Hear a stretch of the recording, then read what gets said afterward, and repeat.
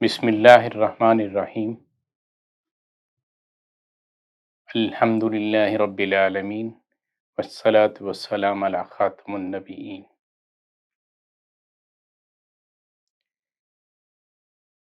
امام الانبیاء علیہ تحیۃ والثناء، ختم الرسل، سراپا لطف و کرم، سراپا جود و سخا کی جاری حیات کا ہر لمحہ صبر سے عبارت ہے۔ نبی کریم صلی اللہ علیہ وسلم کی زندگی کا ہر گوشہ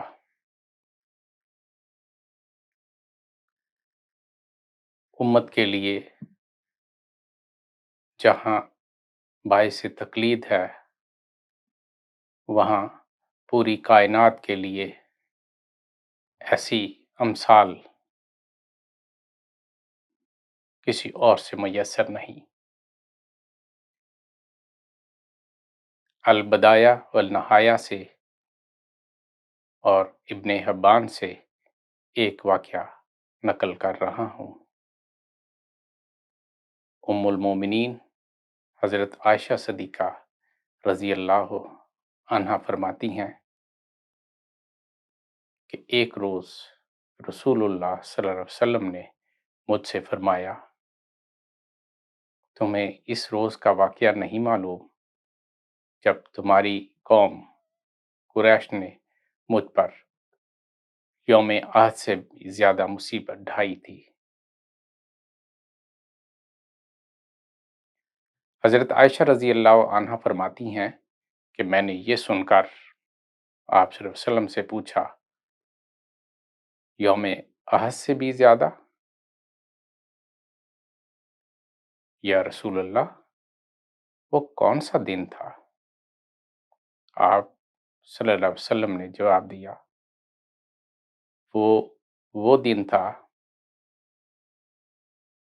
جب میں پہلے روز اہل طائف کے پاس دین اسلام کی دعوت لے کر اور ان سے مشرکین مکہ کے خلاف امداد طلب کرنے گیا تھا،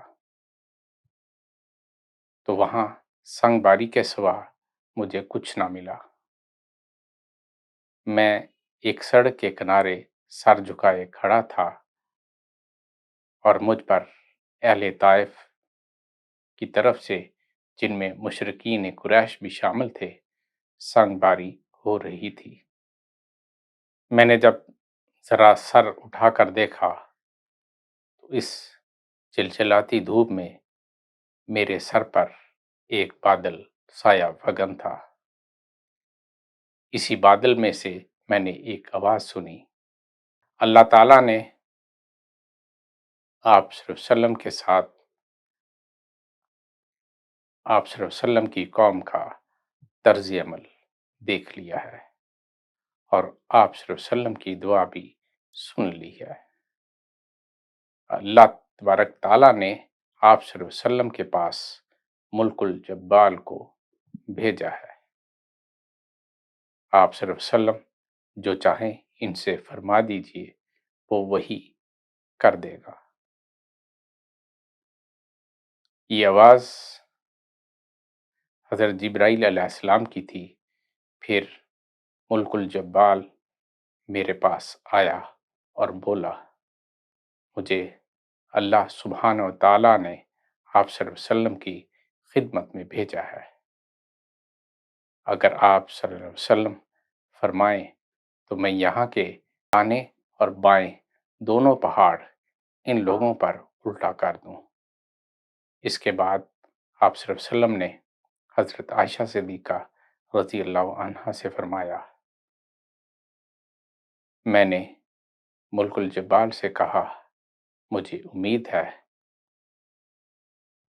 ان لوگوں کی اولاد اللہ واحد پر ایمان لے آئے گی اور پھر کبھی شرک میں مبتلا نہیں ہوگی۔